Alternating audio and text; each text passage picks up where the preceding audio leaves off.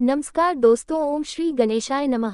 तुलसा तेरी क्यारी को मैंने फूलों से सजाया है, तुलसा तेरी प्यारी को मैंने फूलों से सजाया है। जिस राह शालिग्राम जी आए उन राहों को सजाया है। तुलसा मैंने तेरे लिए टीका मंगवाया है, तुलसा मैंने तेरे लिए टीका मंगवाया है। माथे की बिंदिया पे नाम शालिग्राम का लिखवाया है। तुलसा तेरी क्यारी को मैंने फूलों से सजाया है। हरे कृष्णा, आप सभी का दिन शुभ और मंगलमय हो। इससे पहले की वीडियो को लाइक करने और कमेंट्स करने के लिए आप सभी का बहुत बहुत धन्यवाद। भगवान कृष्ण की महिमा अपरंपार है, वह किसी ना किसी रूप में अपने भक्तों को दर्शन जरूर देते हैं। अगर कोई भक्त उनकी सच्चे मन से भक्ति करता है तो वह हर संभव उनकी सहायता जरूर करते हैं। अगर सच्चे मन से पूरी तरह समर्पित भाव से भगवान की भक्ति की जाए, सुध-बुध होकर अगर सिर्फ भगवान का ही ध्यान किया जाए, सब कुछ मोह माया त्याग कर अगर केवल प्रभु में ही मन लगा लिया जाए तो भगवान अपने भक्त को कभी संकट में नहीं रहने देते, उसे हर संकट से तार लेते हैं। और आज के अध्याय का शुभारंभ भी भगवान कृष्ण के एक चमत्कार की कहानी से करेंगे। अगर आज की यह कहानी आपको पसंद आए तो वीडियो को लाइक करके हो सके तो शेयर जरूर कीजिएगा। भगवान श्री कृष्ण की जन्मभूमि में हर जगह आपको कुछ न कुछ आश्चर्य ऐसे दिखाई देंगे जो भगवान से जुड़े हैं। कहा जाता है कि इसकी वजह यहाँ कण कण में भगवान कृष्ण का वास माना जाता है। वृंदावन में भी आपको ऐसे बहुत सारे आश्चर्य दिखाई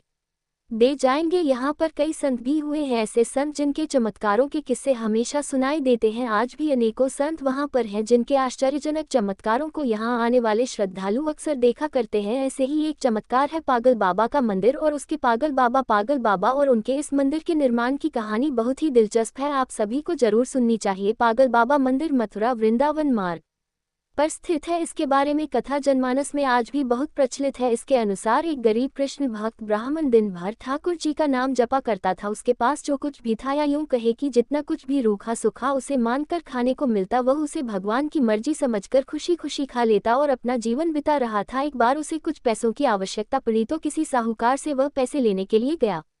साहूकार ने उसे पैसे देते हुए कहा कि उसे यह पैसे जल्दी वापस करने होंगे। उसकी बात मानकर वह पैसे लेकर घर आ गया। अब वह ब्राह्मण हर महीने नियम से किस्त का हिसाब करके साहूकार के पैसे लौटाने जाता था। आखिरी किस्त के थोड़े दिन पहले ही साहूकार ने वसूली का एक पत्र उसके घर भिजवा दिया। ये देखकर ब्राह्मण बहुत परेशान हुआ और साहूकार से विनय करने लगा, लेकिन साहूकार नहीं माना। मामला अदालत में पहुंच गया। जज साहब अदालत में बैठे हुए थे। ब्राह्मण ने जज साहब से अनुरोध करते हुए कहा कि जज साहब, एक किस्त के अलावा उसने साहूकार का सारा कर्ज अदा कर दिया है और यह साहूकार झूठ बोल रहा है। मैंने तो हर महीने नियम से हिसाब करके किस्त चुकाई है। ये सुनकर साहूकार ने क्रोधित होकर दलील दी कि उसने कोई गलत व्यवहार नहीं किया है। जिस किसी के भी सामने इस आरोपी ने धन लौटाया हो उसे अदालत में पेश किया जाना चाहिए। इतना सुनकर ब्राह्मण सोच में पड़ गया, क्योंकि साहूकार को जब जब धन लौटाया गया तब उसका कोई भी गवाह आसपास नहीं होता था। इस बारे में बहुत सोचते हुए ब्राह्मण को अंत में अपने भगवान की याद आई और गवाह के रूप में उसने भगवान कृष्ण का नाम ले लिया। भगवान कृष्ण का नाम सुनकर पहले तो जज साहब कुछ हैरान हुए, लेकिन बाद में ब्राह्मण से उनका पता मांगा गया। ब्राह्मण के कहने पर एक नोटिस बांके बिहारी के मंदिर में भेजा गया, क्योंकि जब अदालत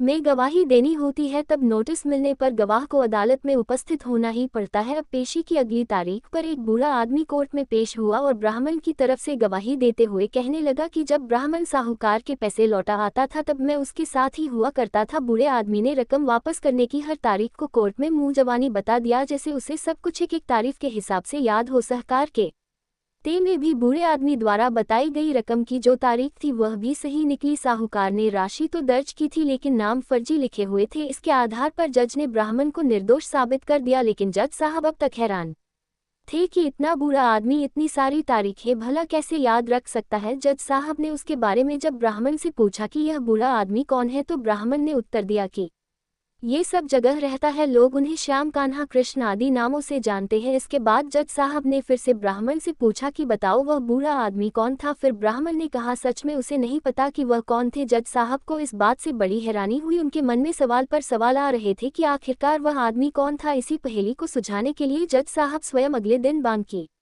बिहारी के मंदिर में पहुंच गए, क्योंकि ब्राह्मण ने जब गवाही का वो पता दिया था तो उसमें यही पता उपस्थित था। जज साहब जानना चाहते थे कि आखिर बीते दिन जो आदमी अदालत में गया था वह कौन था। मंदिर के पुजारी से जब जज साहब ने पूछा और सारे घटनाक्रम की जानकारी दी और बात की तो पुजारी जी ने बताया कि जो भी चिट्ठी पत्री यहाँ आती है उसे भगवान के चरणों में रख दिया जाता है। जज साहब ने उस बूढ़े आदमी के बारे में भी पूछा, लेकिन पुजारी जी ने कहा ऐसा तो कोई भी आदमी यहाँ नहीं रहता। ये सब बातें सुनने के बाद जज साहब को लगा कि हो ना हो वे साक्षात श्री कृष्ण ही रहे होंगे। इस घटना का जज पर इतना असर पड़ा कि अपने आप को धन्य मानते हुए उन्होंने अपने पद से ही इस्तीफा दे दिया और घर परिवार भी छोड़ दिया और स्वयं एक संत बन गए। भगवान कृष्ण की भक्ति में रम गए। स्थानीय लोगों का मानना है कि बहुत साल बाद वह जज पागल बाबा के नाम से वृंदावन में वापस लौटे और उन्होंने पागल बाबा मंदिर का निर्माण कराया। तब से यह मंदिर पागल बाबा मंदिर के नाम से प्रसिद्ध है। इस मंदिर के निर्माण के बारे में एक और प्रचलित मान्यता है कि जब जज साहब को पता लगा कि उनके सामने साक्षात श्री कृष्ण ही अदालत में पेश हुए हैं, तब से वह श्री कृष्ण को ढूंढने के लिए इतने अधीर, इतने बेचैन हो गए थे कि अपनी सुध बुध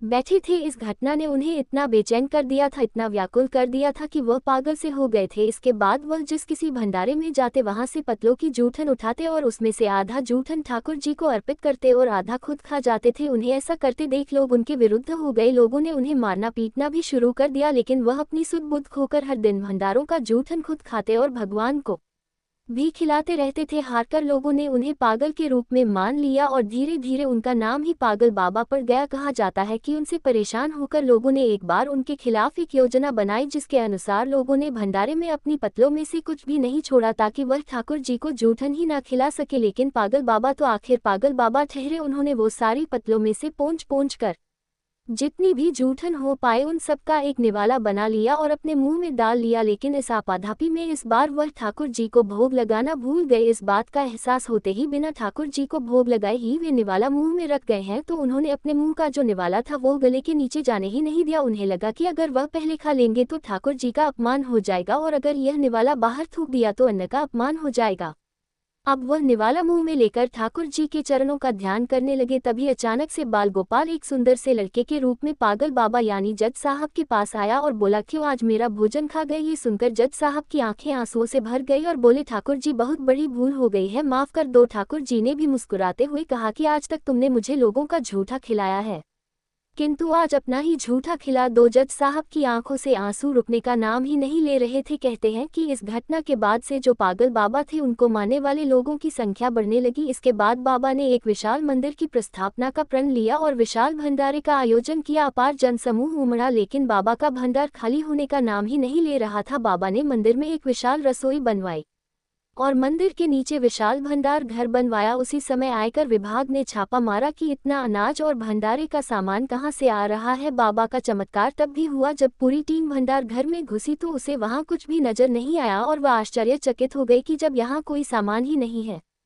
तो इतना विशाल भंडारा कैसे चल रहा है। हैरान परेशान होकर आयकर के अधिकारी वहां से चले गए। पागल बाबा को समर्पित यह विश्व मंदिर आज भी वृंदावन में मौजूद है। कहा जाता है कि यहाँ से कोई भी भक्त खाली हाथ नहीं जाता। यहाँ भक्तों की हर मनकामना पागल बाबा और उनके कन्हैया जी जरूर सुनते हैं। तो कैसी लगी आपको आज की यह कहानी? अब सुनिए आगे का अध्याय। और आज के अध्याय के अंत में भी आप श्री तुलसी चालीसा पाठ और तुलसी माता की आरती सुनेगी, क्योंकि कार्तिक के महीने में हर दिन नियम से तुलसी चालीसा का पाठ और तुलसी माता की आरती गानी चाहिए। इससे पहले के अध्याय में जब भगवान श्री कृष्ण ने सत्यभामा जी को उनके पूर्व जन्म का वृतांत सुनाया, तब ये कथा सुनकर समस्त ऋषि मुनियों ने श्री सूत जी महाराज से कहा, हे सूत जी महाराज, अब आप कृपा करके कार्तिक मास और तुलसी जी के महात्म का भी वर्णन कीजिए। तब सूत जी बोले, हे ऋषियों, जो प्रश्न आपने मुझसे किया है यही प्रश्न राजा पृथु ने नारद मुनि से किया था और जो उत्तर नारद जी ने महाराज पृथु को दिया था वही आज मैं आपको सुना रहा हूँ। सो आप सब एकाग्रचित होकर सुनो। एक दिन राजा पृथु ने श्री नारद जी से पूछा, हे देवर्ष, भगवान को तुलसी इतनी प्यारी क्यों है? आप कृपा करके इसका महात्म भी सुना दीजिए। राजा पृथु की बात सुनकर देवर्षि नारद कहने लगे, एक समय देवराज इंद्र बहुत से देवताओं और अप्सराओं सहित देवों के देव श्री महादेव जी के दर्शनों को कैलाश पर्वत पर गए। वे सभी जब कैलाश पर्वत पर पहुंचे तो उन्होंने भारी आकार और भयंकर नेत्रों वाले एक विशालकाय पुरुष को देखा। तब देवराज इंद्र ने उससे पूछा, तू कौन है और भगवान शिव कहाँ है? देवराज इंद्र के कई बार पूछने पर भी उसने कोई उत्तर नहीं दिया तो देवराज को बड़ा क्रोध आया। मारे क्रोध के देवराज इंद्र ने अपना वज्र उसके कंठ पर दे मारा, जिससे उसका कंठ नीला हो गया, परंतु साथ ही इंद्र का वज्र भी भस्म हो गया। फिर उसकी आंखों में प्रचंड जला प्रकट हुई। उस समय ऐसा प्रतीत हो रहा था मानो ये ज्वाला देवराज इंद्र सहित सारे संसार को जलाकर भस्म कर देगी। ऐसी भयानक परिस्थिति देखकर देव गुरु बृहस्पति जी तथा देवराज इंद्र आदि सभी देवता नतमस्तक होकर भगवान शिव की स्तुति करते हुए कहने लगे कि ये देवों के देव श्री महादेव, त्रिपुरासुर और अघासुर का विनाश करने वाले, हे त्रिपुरारी अघारी, आपको बारंबार नमस्कार है। हे सुर नर मुनि की रक्षा करने वाले आपको नतमस्तक प्रणाम है। देवर्षि नारद ने कहा, हे राजा पथु, इस प्रकार देवताओं की स्तुति सुनकर श्री महादेव जी ने समस्त ब्रह्मांड को भस्म कर देने वाली अग्नि को शांत कर दिया और कहने लगे, हे देवता गणों, मैं आप सबकी स्तुति सुनकर अत्यंत प्रसन्न हूँ, सो आप सब कोई वर मांगिए। तब समस्त देवताओं सहित देवगुरु श्री बृहस्पति जी ने क्षमा दान मांगा और कहा कि हे देव, जो सूर्यराज से अपराध हुआ है उसके लिए क्षमा प्रदान कीजिए। श्री बृहस्पति जी की स्तुति सुनकर पुनः देवाधिदेव श्री महादेव जी कहने लगे, मैंने इंद्र का अपराध क्षमा कर दिया और जीवन दान भी दे दिया। हे बृहस्पति जी, आज से आपका नाम भी अमर होगा। तब श्री बृहस्पति जी कहने लगे, हे भगवान, अगर आप हम सब पर प्रसन्न हैं तो सूर्यराज की रक्षा भी कीजिए और सारे ब्रह्मांड को भस्म करने वाली अग्नि जो आपके तेज से उत्पन्न हुई है उसे भी शीघ्र शांत कर दीजिए। भगवान शंकर कहने लगे, मेरे नेत्रों से निकला हुआ ज्वाला रूपी तेज अब वापस कैसे हो सकेगा, इसलिए अब हम इसे कहीं दूर फेंक देते हैं। ऐसा कहकर भगवान भूतेश्वर ने उस अग्नि को समुद्र में फेंक दिया। तब वह अग्नि गंगा के संगम पर गंगा सागर में जा गिरी और एक बालक का रूप धारण करके रोने लगी। उसके रोने की आवाज से पृथ्वी का पायमान हो गई, सप्तद्वीप बहरे हो गए। ऐसा घोर आश्चर्य देखकर समुद्र की गोद में बालक को रोते हुए देखकर श्री ब्रह्मा जी बड़े आश्चर्य से पूछने लगे, ये किसका बालक है। समुद्र ने उस बालक को बड़े आदर से उठाकर ब्रह्मा जी की गोद में दे दिया और कहा कि यह मेरा पुत्र है जो गंगा से उत्पन्न हुआ है, अब आप इसका जातकर्म कराए। उसी समय उस बालक ने ब्रह्मा जी की दाढ़ी पकड़कर बड़े जोर से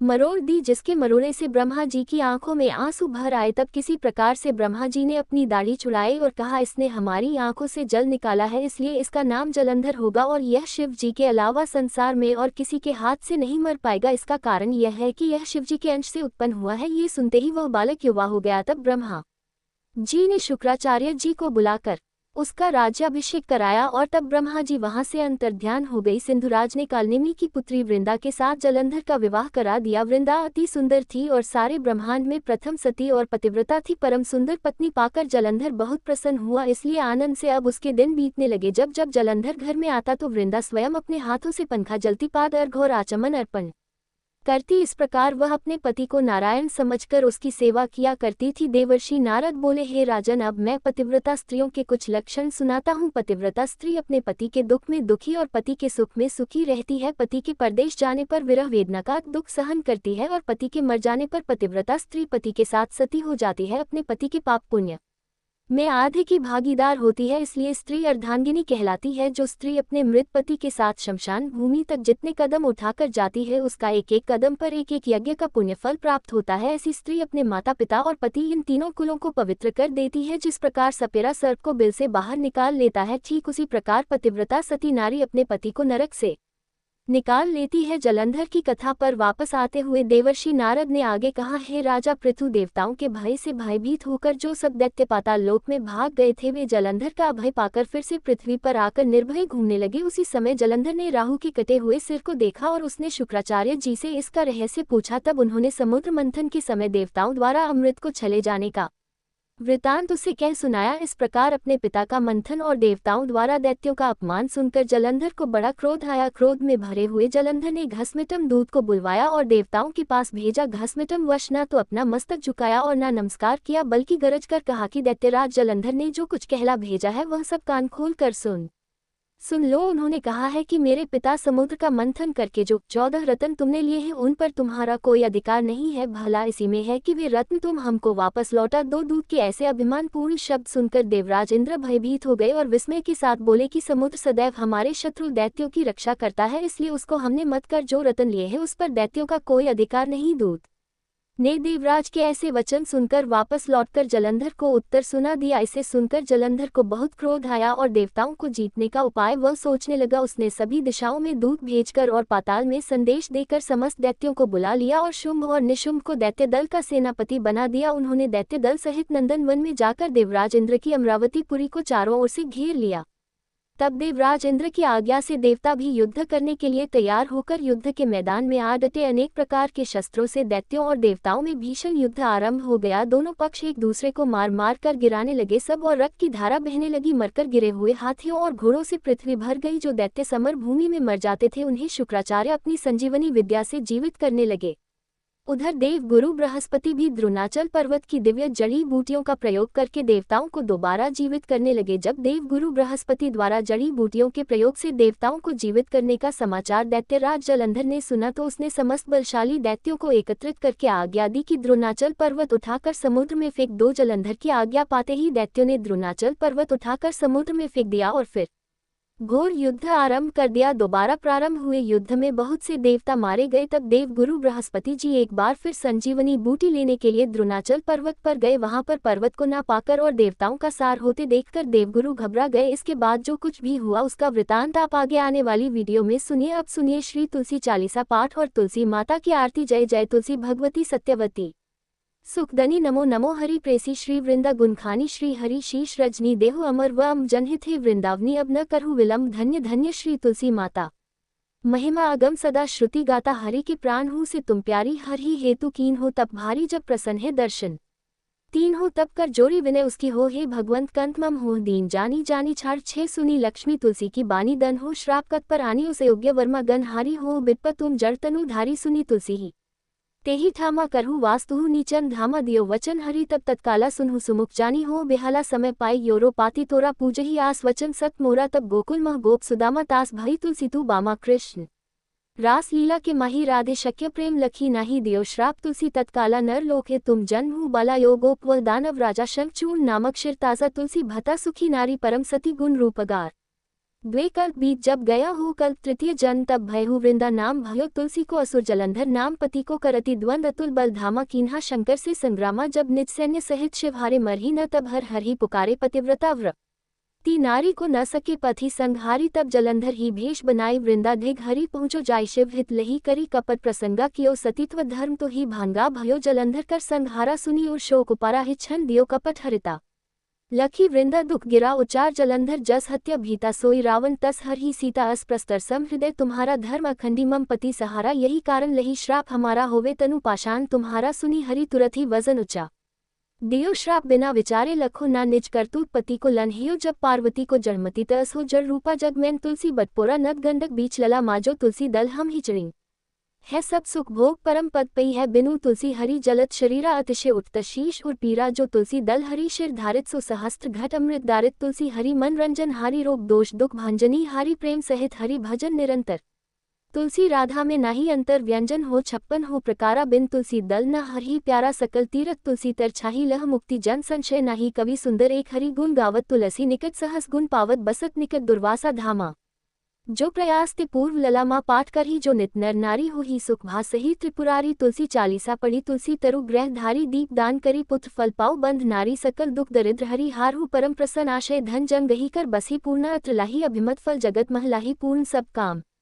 दल ही तुलसी तह सहस बसी हरि राम तुलसी महिमा नाम लग तुलसी सोच सुख राम मानस चा रचो जगमग तुलसीदास प्रेम से बोलिए तुलसी महारानी की जय तुलसी महारानी नमो नमो हर की पटरानी नमो नमो तुलसी महारानी नमो नमो धन्य तुलसी पूर्ण तप कीनो शालिग्राम बनी पटरानी नमो नमो तुलसी महारानी नमो नमो हर की पटरानी नमो नमो जाके पत्र मंजरी कोमल श्रीपति कमल चरण लपटा नमो नमो तुलसी महारानी नमो नमो हरि की पटरानी नमो नमो कौन महीने बोई रानी तुलसा कौन महीने हुई हरियाली नमो नमो तुलसी महारानी नमो नमो हर की पटरानी नमो नमो कौन महीने हुई तेरी पूजा कौन महीने हुई पटरानी नमो नमो तुलसी महारानी नमो नमो आषाढ़ मास में बोई रानी तुलसा सावन हीने हुई हरियाली नमो नमो तुलसी महारानी नमो नमो हरि की पटरानी नमो नमो कार्तिक मास में हुई तेरी पूजा मंगसिर मास हुई पटरानी नमो नमो तुलसी महारानी नमो नमो हर की पटरानी नमो नमो धूप दीप नैवेद्य आरती पुष्पन की वर्षा बरसानी नमो नमो तुलसी महारानी नमो नमो हर की पटरानी नमो नमो छपन भोग शून्य शून्य व्यंजन बिन तुलसी हरि एक न मानी नमो नमो तुलसी महारानी नमो नमो हरि की पटरानी नमो नमो जो तुलसी को सवेरे गाय श्री कृष्ण के दर्शन पाए नमो नमो तुलसी महारानी नमो नमो हर की पटरानी नमो नमो जो तुलसी को दोपहर गाय खीर खान का भोग लगाए नमो नमो तुलसी महारानी नमो नमो हर की पटरानी नमो नमो जो तुलसी को सांझ को गाय श्री कृष्ण की आरती उतारे नमो नमो तुलसी महारानी नमो नमो हर की पटरानी नमो नमो जो तुलसी को रात को गाय श्री कृष्ण के चरण दबाए नमो नमो तुलसी महारानी नमो नमो हरि की पटरानी नमो नमो सब सखी मैया तेरो यश गावे भक्ति दान दीज महारानी नमो नमो तुलसी महारानी नमो नमो हर की पटरानी नमो नमो तुलसी महारानी नमो नमो हर की पटरानी नमो नमो। धन्यवाद।